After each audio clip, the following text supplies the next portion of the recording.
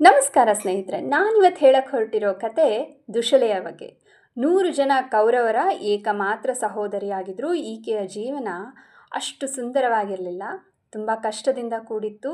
ಎಷ್ಟೋ ನೋವುಗಳನ್ನು ಎದುರಿಸಿ ಬಂದಂಥ ಈ ದುಶಲೆ ಸಿಂಧು ರಾಜ್ಯವನ್ನ ಕೂಡ ಆಳಿದ್ಲು. ಈಕೆ ಮದುವೆ ಆಗಿದ್ದು ಸಿಂಧು ಪ್ರಾಂತ್ಯದ ರಾಜ ಆಗಿದ್ದಂಥ ಜಯದ್ರಥನನ್ನ. ಈ ಜಯದ್ರಥ ತುಂಬಾ ಕುಖ್ಯಾತಿಯನ್ನು ಪಡ್ಕೊಂಡಿದ್ದಂಥ ವ್ಯಕ್ತಿ. ಒಮ್ಮೆ ದ್ರೌಪದಿಯನ್ನು ಕೆಣಕಲಿಕ್ಕೆ ಹೋಗಿ ಪಾಂಡವರ ಕೈಯಲ್ಲಿ ಸಿಕ್ಕಿಬಿದ್ದು ತಲೆ ಬೋಳಿಸಿಕೊಂಡು ಹಿಂದಿರುಗಿರ್ತಾನೆ.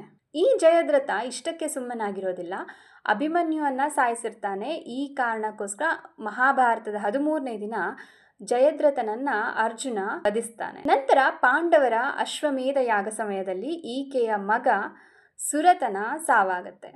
ಆದರೆ ದುಶಲೆ ಬೇಡ್ಕೋತಾಳೆ, ಸುರತನ ಮಗನನ್ನ ಏನು ಮಾಡಬೇಡಿ ಅಂತ. ಅದಕ್ಕೆ ಒಪ್ಪಿದಂಥ ಅರ್ಜುನ ದುಶಲೆಯ ಮೊಮ್ಮಗನನ್ನ ಬಿಟ್ಟು ಬಿಡ್ತಾನೆ.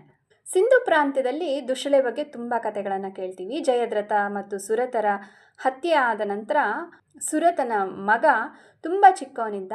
ಆಗ ಈಕೆ ಆ ರಾಜ್ಯಭಾರ ಮಾಡಿದ್ಲು. ಆ ರಾಜ್ಯಭಾರ ಮಾಡುವಾಗ್ಲೂ ತನ್ನ ಗಂಡನ ನೆನಪಿಗೋಸ್ಕರ ಆಕೆ ಯಾವಾಗಲೂ ಬಿಳಿ ಬಟ್ಟೆನ ತೊಡ್ತಿದ್ಲಂತೆ.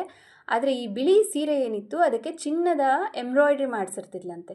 ಬಿಳಿ ಬಟ್ಟೆ ತನ್ನ ಗಂಡನಿಗೋಸ್ಕರ, ಆದರೆ ಚಿನ್ನದ ಎಂಬ್ರಾಯ್ಡ್ರಿ ಇದ್ದಂಥದ್ದು ರಾಣಿ ಅನ್ನೋ ಒಂದು ಸ್ಥಾನಕ್ಕೆ ಕೊಡ್ತಿದ್ದಂಥ ಗೌರವ ಅಂತ ಹೇಳ್ತಿದ್ಲಂತೆ. ಪ್ರತಿ ರಾತ್ರಿ ಆಕೆ ಅಲ್ಲಿದ್ದಂಥ ಒಂದು ಸರೋವರದ ಬಳಿ ಬಂದು ಚಂದ್ರಬಿಂಬ ನೀರಲ್ಲಿ ಕಾಣುವುದರ ಹತ್ರ ತನ್ನ ಕತೆ ಎಲ್ಲ ಕಷ್ಟ ಎಲ್ಲ ಹೇಳ್ಕೊತಿದ್ಲಂತೆ. ಇದಕ್ಕೆ ಕಾರಣ ಏನಂದರೆ ಆಕೆ ಆ ಚಂದ್ರಬಿಂಬದಲ್ಲಿ ತನ್ನ ಗಂಡನನ್ನು ಕಾಣ್ತಿದ್ಲು ಅಂತ.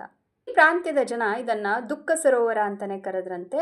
ಮತ್ತು ಅಲ್ಲಿ ತಮ್ಮೆಲ್ಲ ಕಷ್ಟಗಳನ್ನು ಬಂದು ಹೇಳಿಕೊಂಡು ಮನಸ್ಸನ್ನು ಹಗರಾಗಿಸ್ಕೊಳ್ತಿದ್ರು ಅಂತಾರೆ.